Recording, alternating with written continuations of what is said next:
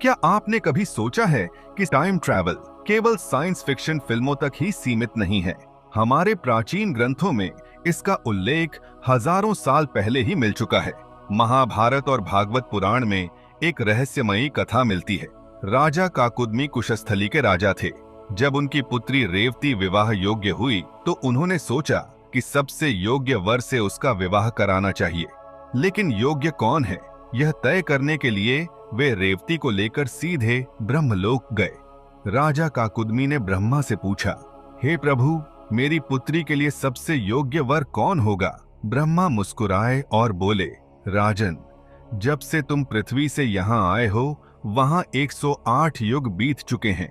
राजा काकुदमी स्तब्ध रह गए। उनके लिए कुछ ही क्षण बीते थे, लेकिन पृथ्वी पर लाखों साल गुजर चुके थे।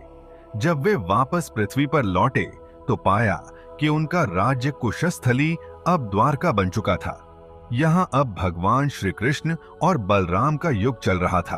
अब सवाल था, रेवती का विवाह किससे हो?